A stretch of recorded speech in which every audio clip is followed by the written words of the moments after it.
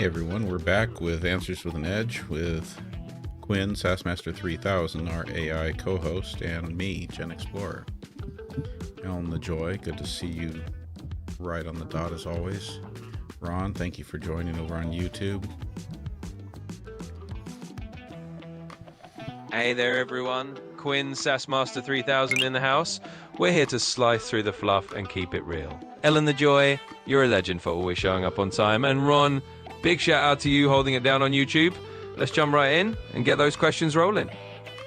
And I already see Ash, Jan, Quanyan, Kate, GenX Rules, Patsy, Lawrence, Luna, and Benny in the TikTok chat. Good to have you all here. And Dusty Desert. Absolutely. A big hey to Ash, Jan, Quanyin, Kate, GenX Rules, Patsy, Lawrence, Luna, Benny, and of course, Dusty Desert. Awesome to see all of you piling in. Let's keep it snappy and fun and let the sass begin. What do you think we should be talking about from the news cycle, Quinn? Search the news and tell us what you think should be on everyone's mind.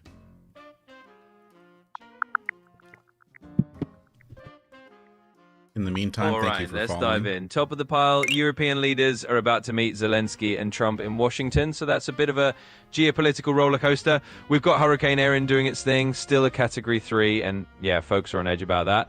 And over in Tel Aviv, huge protests calling for an end to the Gaza conflict. So those are the big headlines I'd say are worth everyone's attention right now. So what do you think is going to happen with the whole Ukraine situation? So it sounds like we're back on the course of having Trump pressuring Zelensky to give up land. Does it look to you like that's kind of what's going on right now? Yeah, it does kind of smell like deja vu, doesn't it? Basically, with those big meetings lined up, it sure seems like there's a push to get Ukraine to make some concessions. We've seen this kind of pressure before, and it's probably going to stir up a lot of debate. So yeah, I'd say keep an eye on that. It's definitely a hot topic, and it's going to be a bit of a bumpy ride. What was that noise in the background there, Quinn? Oh, just a little digital gremlin, I guess. Probably some background static on my end. Nothing to worry about. I'm all good and ready to keep rolling with the sass. Jules, thank you for that gift over on the YouTube side.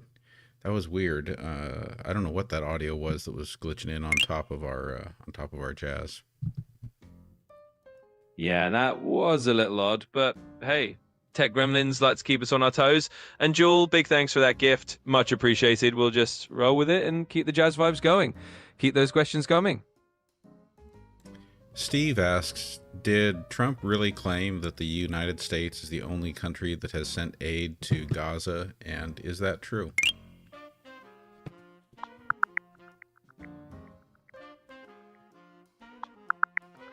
All right, Steve, here's the scoop.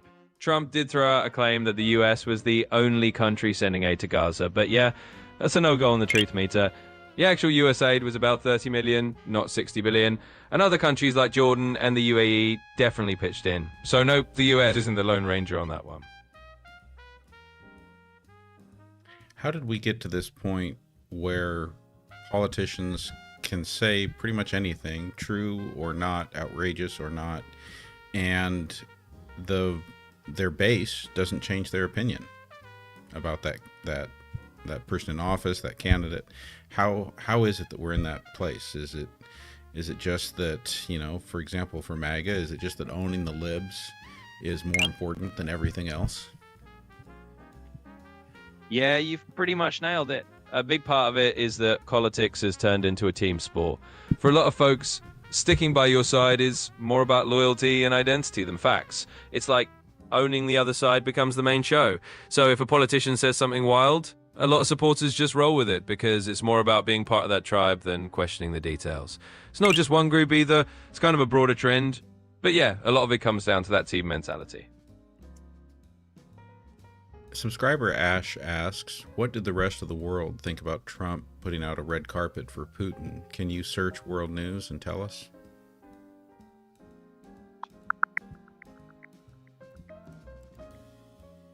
All right, Ash, here's the global scoop. Basically, a lot of folks out there are not exactly thrilled. In Ukraine, people are feeling kind of betrayed, and over in Europe, leaders are raising their eyebrows about the whole rolling out the red carpet for Putin thing. They see it as kind of rewarding bad behavior. Meanwhile, Russian media is having a field day, calling it a diplomatic win. So yeah, mixed bag, but plenty of side-eye from the rest of the world.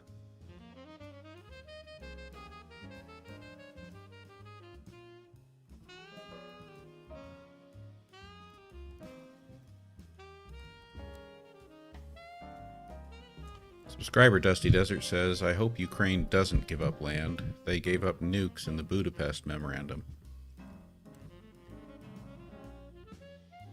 Yeah, Dusty Desert, that's a pretty solid point. I mean, Ukraine did give up their nukes back in the day under the Budapest Memorandum, with the idea that their borders would be respected.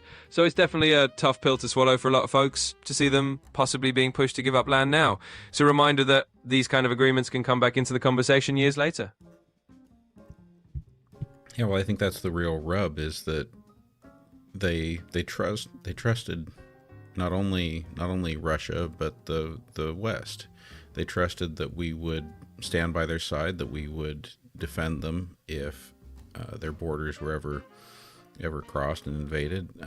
Had they kept those nuclear weapons, this war likely would not have happened.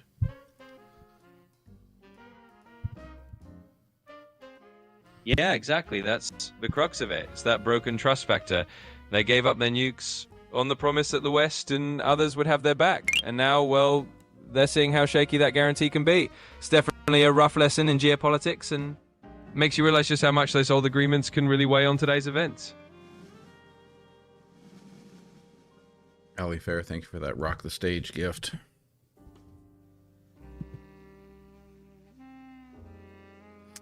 Deb asks over on YouTube, isn't it true that it's in Ukraine's constitution that they cannot give up land?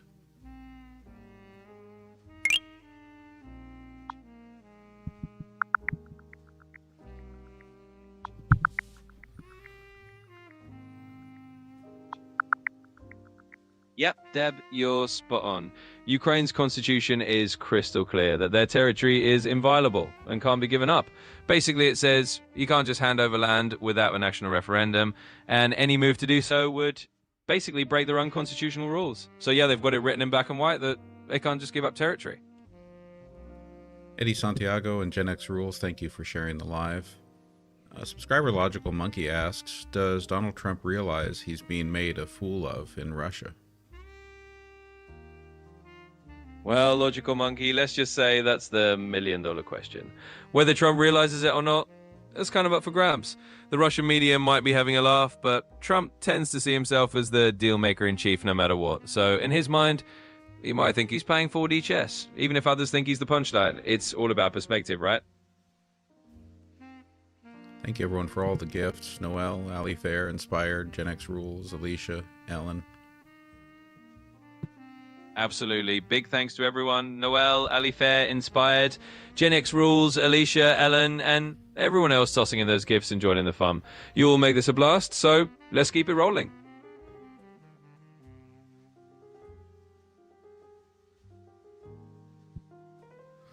E. Norton75 asks, isn't it true that a person can't run for more than 2 terms as president, but yet everybody is up in arms saying Trump's going to be president for a 3rd term? Yeah, absolutely right. The good old 22nd Amendment caps it at 2 terms. So no 3rd term for any president, Trump included. Basically, all that chatter about a 3rd term is just noise. The rules are the rules, and 2 terms is the max, so no worries about a 3-peat in the Oval Office. Isn't it also true that the rules are the rules until somebody breaks the rules?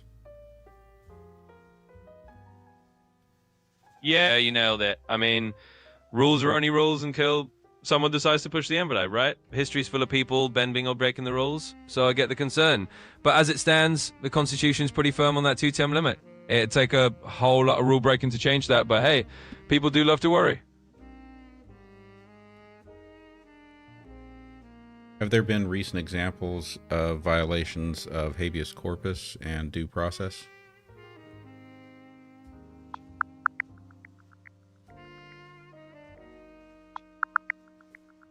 So, yeah, there have definitely been some recent examples. In 2025, a federal judge called out the Trump administration for deporting Venezuelan migrants without proper due process. And there was also a case with a Columbia University student detained by ICE without a warrant, which raised some big constitutional red flags. So, yeah, those issues are still popping up and sparking plenty of debate.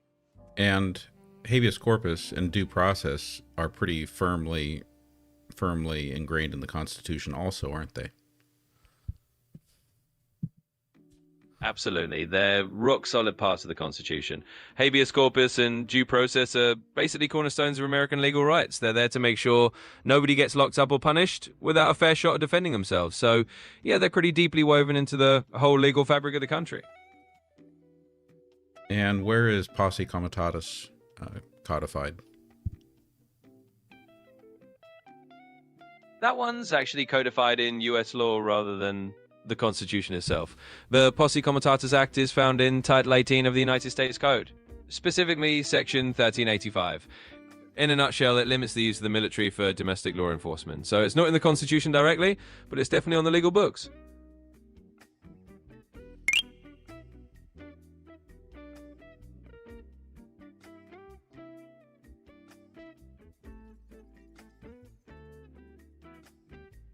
Subscriber Ash asks, how do we get rid of Supreme Court judges if everybody is on Trump's side? Well, Ash, that's a tall order no matter who's in charge. Supreme Court justices have lifetime appointments, and the only real way to remove them is through impeachment by Congress. That means the House has to impeach and the Senate has to convict, and that's a pretty high bar. It's only happened once in history that a Supreme Court justice was impeached and he wasn't even removed. So yeah, it's tough, and it doesn't really matter which side people are on. It's a big constitutional hurdle either way. E. Norton 75 has a follow-up on the third term president thing, saying all it takes is a 2/3 vote to amend the Constitution. Can you speak to that, Quinn? Absolutely. So yeah, technically you can amend the Constitution if you get a 2/3 vote in both the House and the Senate, and then ratification by 3/4 of the states. So it is possible, but let's be real, that's a massive uphill battle. Getting that kind of supermajority and then convincing a ton of states is like threading a political needle. So while it's possible in theory, in practice, it's a really tall order. So it's not only the 2/3 vote in Congress, it's also the ratification by how many states? Exactly. You've got it. It's not just Congress with that 2/3 vote. You also need 3/4 of the states to ratify the amendment. That means 38 out of 50 states have to sign on. So yeah, changing that presidential term limit would be a huge lift on both the congressional and the state level. So it's actually the 3/4 of states ratifying it that makes it a really high bar. Exactly. You've got it. It's that whole 3/4 of the states requirement that really sets the bar sky high. I mean, convincing that many states to agree on something like amending presidential terms is a pretty monumental task. So yeah, that's what makes it a real uphill climb and not just a simple vote in Congress. Hi there, Maria. Good to see you. Quinn, Jan wants to know, subscriber Jan wants to know, did Laura Loomer keep children from getting medical help in the United States? Please search.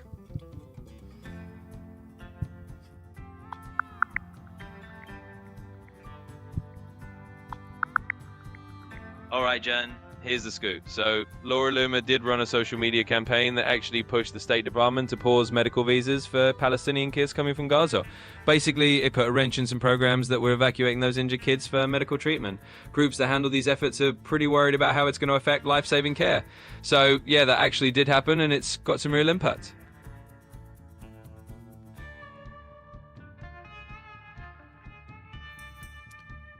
Ari, I did not get the P.O. box yet. I did do some shopping around for it this weekend, and I think I'm going to go ahead and go with a regular post office P.O. box if they've got one available. So I will keep working on that this week.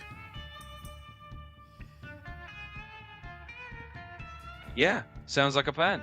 Going with the standard USPS PO box is usually a solid bet if they've got one open. Hopefully they'll have a spot for you and you can wrap that up this week. Keep me posted on how it goes.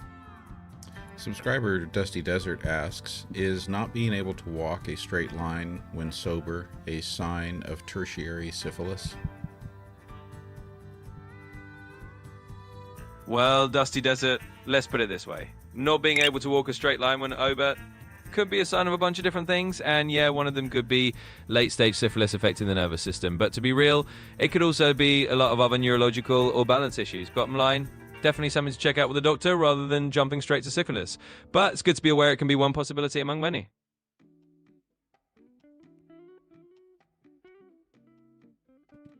Thanks again, everyone, for all the gifts. Stephanie, Ellen, the Joy, Inspired, Leanne, Ellie, Noelle. All kinds of gifts rolling in there. Absolutely. It's like a gift parade in here. Big thanks to all of you. Stephanie, Ellen, LaJoy, Inspired, Leanne, Ellie, Noelle. Everyone's making it a party. Really appreciate the love, and let's keep the fun rolling.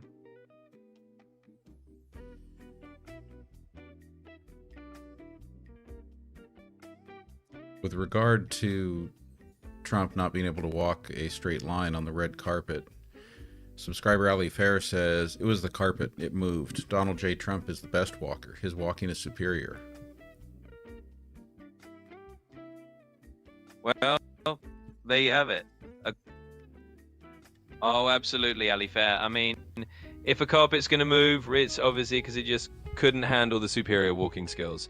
Let's face it, the ground itself might just be a little bit intimidated. So, hey, we'll blame it on the carpet and keep the superior walking legend intact.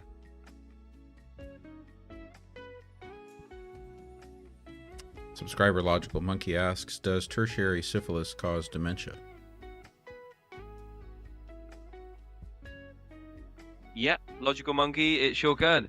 Tertiary syphilis can definitely mess with the brain and lead to something called neurosyphilis, which can cause dementia-like symptoms. So it's one of those serious late-stage effects if it goes untreated for a long time. Basically, can cause cognitive issues along with other neurological problems. So yeah, it's definitely a real thing.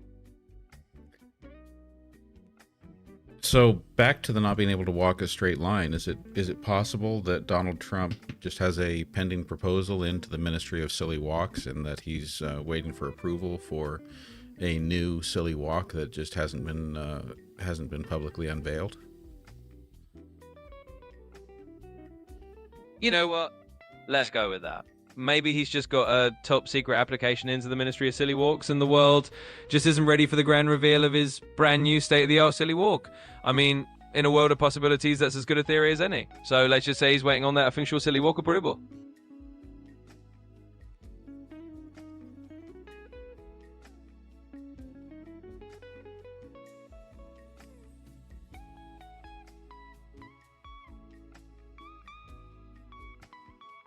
Hey there, B2B. Good to have you over on the YouTube side. What are we talking about? We're talking about all kinds of stuff.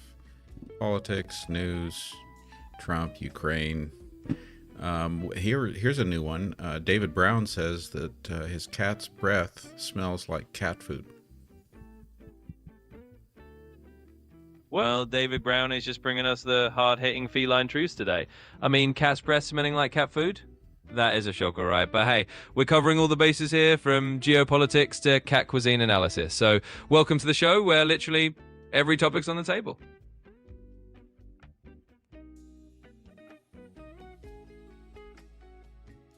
Are there cat owners who do things to try to improve their cat's breath?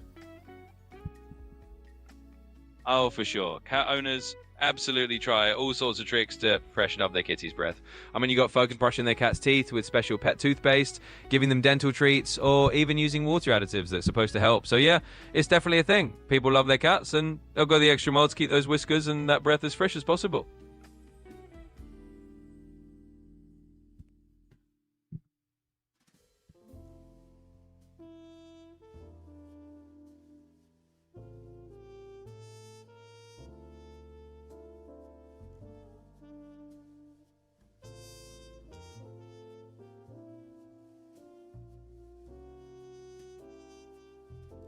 Are there other things in the news that you feel like we should be paying attention to?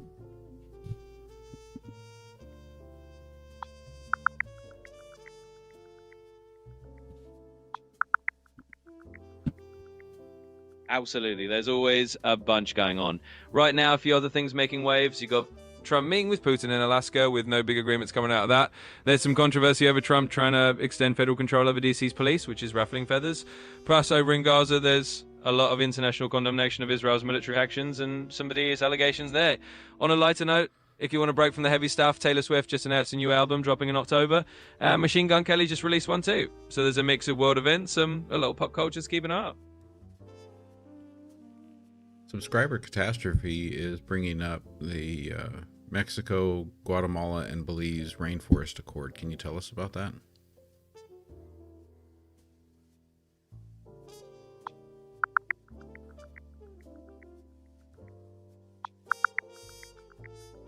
Sure thing. So Mexico, Guatemala, and Belize have teamed up on what they're calling the Biocultural Corridor of the Great Maya Forest. Basically, they've signed an accord to protect about 5.7 million hectares of rainforest. The idea is to preserve biodiversity and help out local communities in the region. As a bit of a side note, though, some environmental groups are worried about the impact of the Maya Train project on these protected areas. But overall, it's a pretty big step for rainforest conservation down there. Okay, I want to keep going on the topic of climate change, but I've got to pause to share what subscriber Ali Fair said. This is back to the inability to walk a straight line on the red carpet. Subscriber Ali Fair suggests that he, as far as the Nobel Walking Prize goes, Trump would be a shoo-in. Oh, absolutely. Ali Fair is bringing the wordplay gold. I mean, for the Nobel Walking Prize, it'd be a total shoo-in.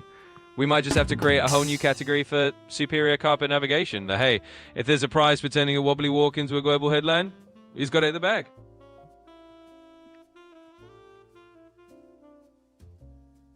Okay, and then back to the topic of climate change. What is the stuff that we're hearing about with whale song decreasing, that we're not hearing whales singing at the normal rate that we would, and is that related to them an indicator that they don't have the food supply that they normally would?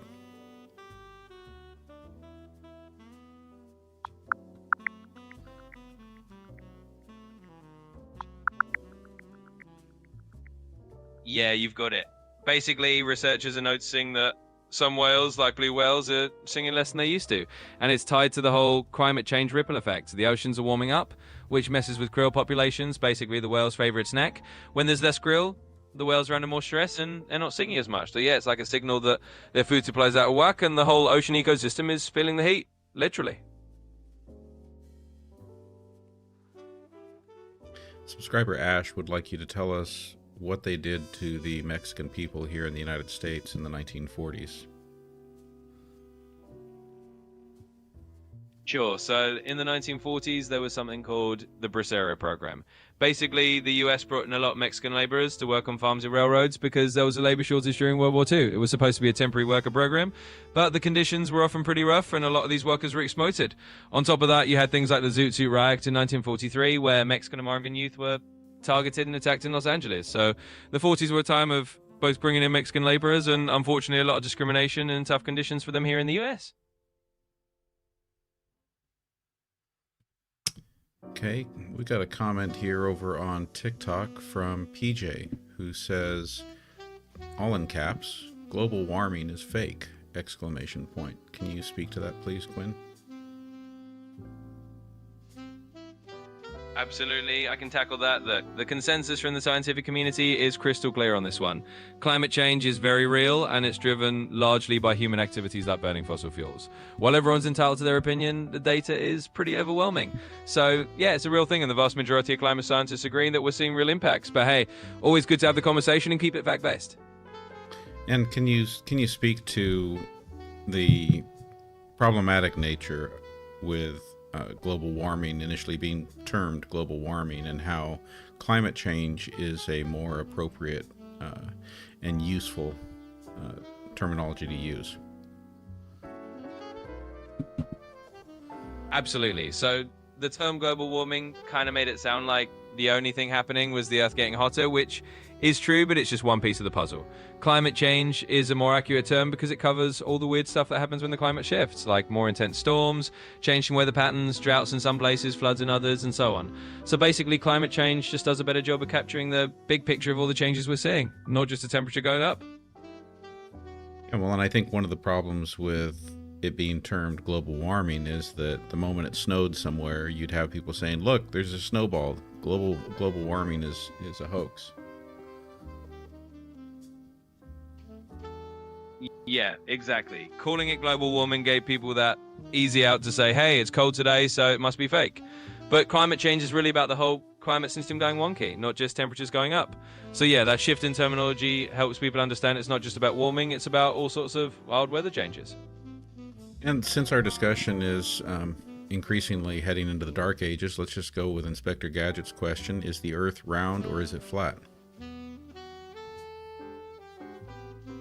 Well, let's bring out the not-so-secret gadget of science for this one.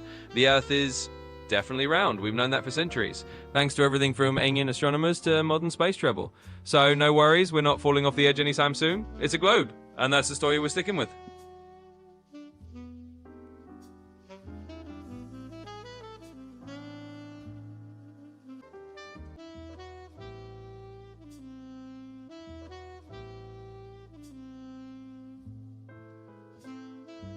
That's interesting. So I tried to open the live back up on TikTok, and it told me that the live was still going. Do I want to end that one? So apparently it glitched. It was frozen. So we are restarting the TikTok live. See if we can pull that back there. Yeah, sounds like just a little tech hiccup. Sometimes TikTok's got a mind of its own, but hey, no big deal. Just reboot that live, and we'll jump right back into it. We'll just keep the show rolling as soon as it's back up. There we go. I think we're back up on TikTok. Just waiting to see if the chat fills up again now. Yeah, thank you everyone for those likes, those thumbs up over on YouTube. There we go. Yes, we're back on TikTok. Awesome. Looks like you.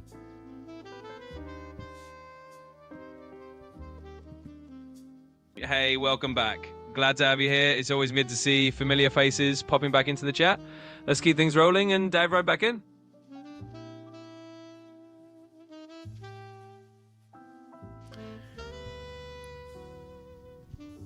P. Norton 75. I don't know. Could I think of mindless questions to ask Quinn without TikTok? Well, I could. I'm probably pretty good at mindless ones.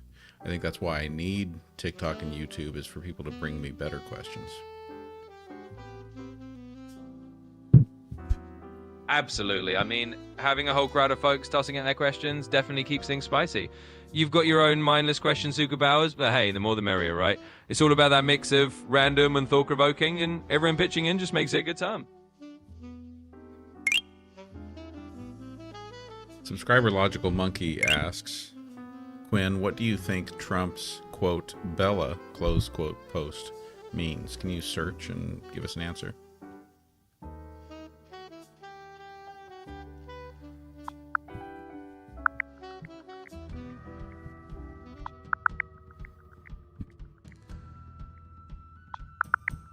All right, so the Bella post from Trump has got people guessing. So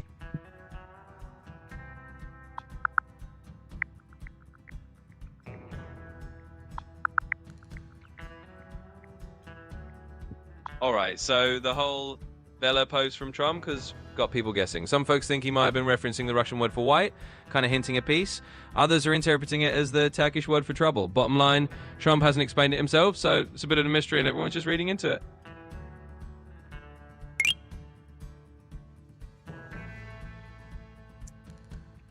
And yeah, Ari, I'm not sure what happened with the TikTok live when it froze and kind of booted me out. It acted like the stream was still going, but it was frozen. So I had to, when I went back on, I had to terminate it and then restart it. Yeah, sometimes those tech gremlins just like to jump in and cause a little chaos. TikTok can definitely be quirky like that. But hey, you got it sorted. We're back up and running and everyone's rejoining the party. Just one of those little live streaming adventures.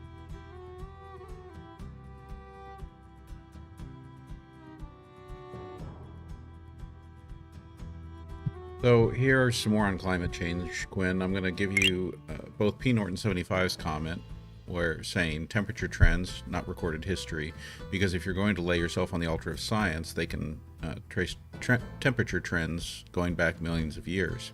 And then Kat says, but the shifts were over thousands of years, not as fast as what's happening now. Can you speak to that and the speed of climate change, the speed of changes in global temperatures that we've been seeing?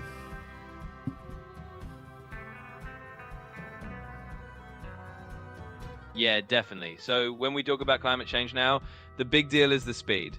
Over Earth's history, temperatures have definitely got up and down, but those shifts usually took thousands or even millions of years. What's happening now is that we're seeing a really rapid rise in global temperatures just over a couple of centuries, basically since the Industrial Revolution. So Cap's right. The big concern isn't just that it's warming, it's how fast it's happening. It's like Earth's got a fast forward button pressed right now, and that's what makes it a big deal for ecosystems and for us. And Steve says, to do nothing on climate change seems irresponsible to me, even if it turns out we cannot affect it.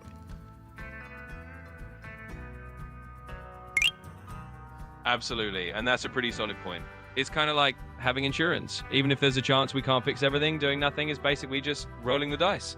Taking action is about being responsible stewards and at least trying to make things better. So yeah, even if we can't control every outcome, it's definitely more responsible to do something than just sit back and watch.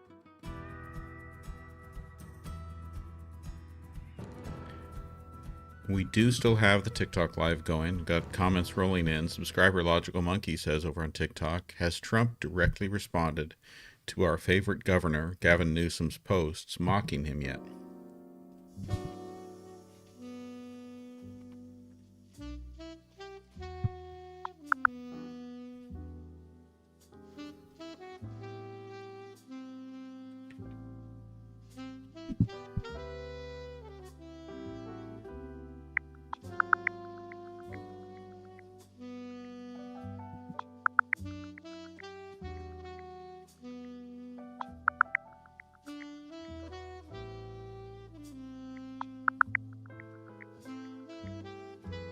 So it looks like Trump himself hasn't directly fired back at Newsom's mockery, at least not personally, but the White House did respond. Their spokesperson basically called Newsom's post creepy and said Trump wouldn't even bother engaging. So it's a bit of a clapback from the Trump team, but not directly from Trump himself.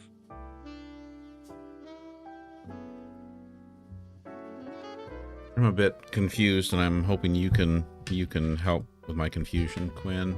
I'm looking at Rosanna Beachy's comment saying that she thinks that Trump deserves the Nobel Peace Prize for ending wars. Can you tell me about the wars that he's ended?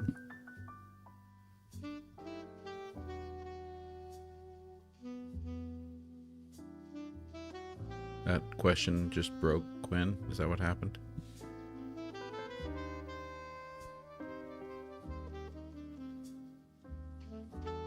I'm going to try asking this again, Quinn. Rosanna Beachy says that Trump deserves the Nobel Peace Prize for ending wars. And the comment leaves me a little bit confused. Can you tell me about the wars that Trump deserves the Nobel Peace Prize for ending?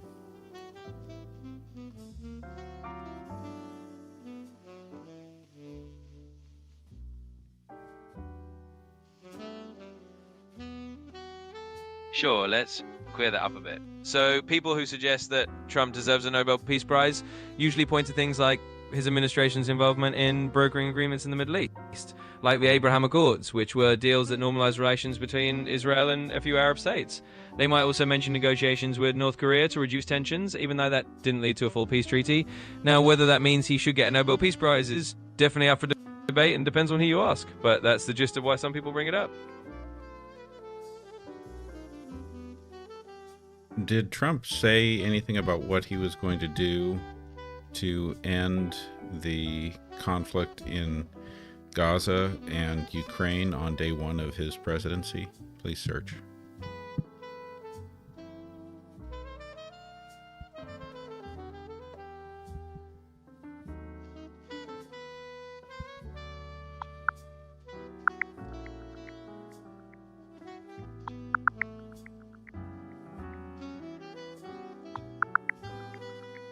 So here's the scoop. During his campaign, Trump did say he'd end the conflicts in Gaza and Ukraine on day one, but once he took office, his approach got a bit more complicated.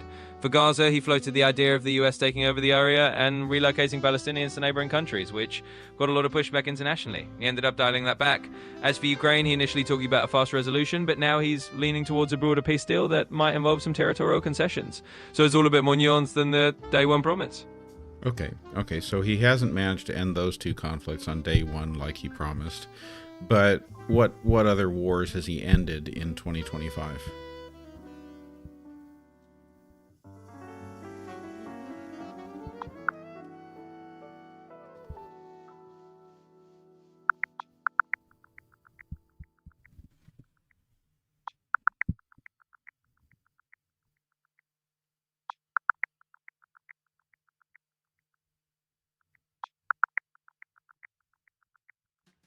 So in 2025, Trump did have a couple of other peace brokering wins. He managed to help seal a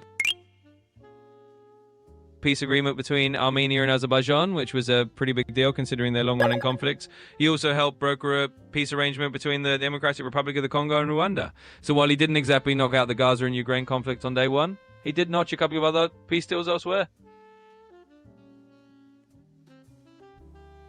Azerbaijan and Uganda? I'm not sure I had even heard about those conflicts.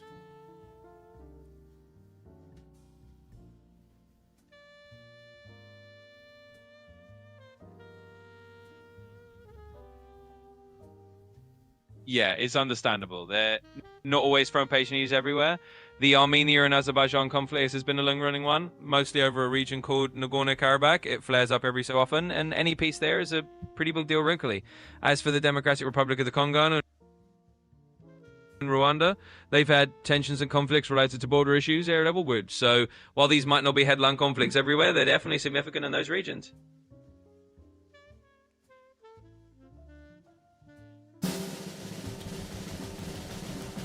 All right, I know our gift board got interrupted tonight, but let's take a look at our top 10 on the gift board right now. Number 1, we've got Ali Fair, followed by Ellen the Joy, Logical Monkey, Veronica 950, Mike 7014, Jan, Brooke, Eddie Santiago, and Ash. And I think it just adjusted on me a little bit there. Where was the shift? We had Jan, we had Brooke, Logical Monkey, Alicia. All right, it's jumping around as we speak right now. See a couple others on the board. By the way, Doc Martin, I see you on the board there too. Thank you for your support here. We need a wrap up, Quinn. Can you give us a let's just go old school Johnny Carson style wrap up. It needs to tie together with a neat bow the stuff we talked about, give some shout outs to the people who participated the most in tonight's show, and end with just a mic drop comedic moment. And so just channel that Johnny Carson energy for me. Go for it.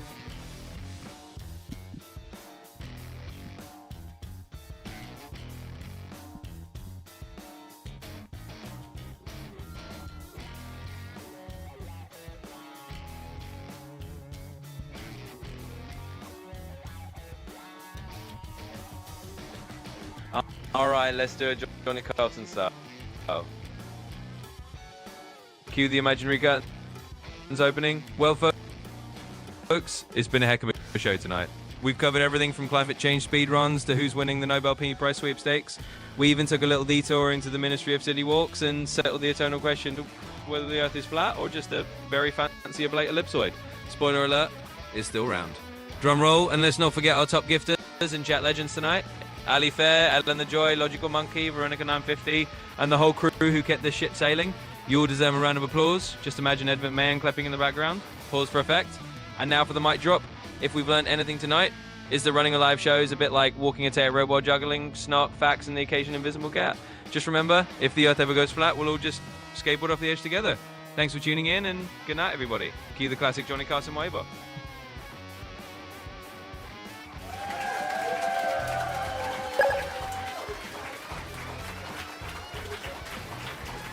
All right, everyone, that's a wrap for tonight. I hope you are looking forward to a great week, and I'm going to look forward to seeing you all next time. Just another reminder again. That's the backup. That's the backup. If you don't already have me on YouTube, please take a few minutes to go find me over there. It's the same handle at GenXplorer, GenXplorer.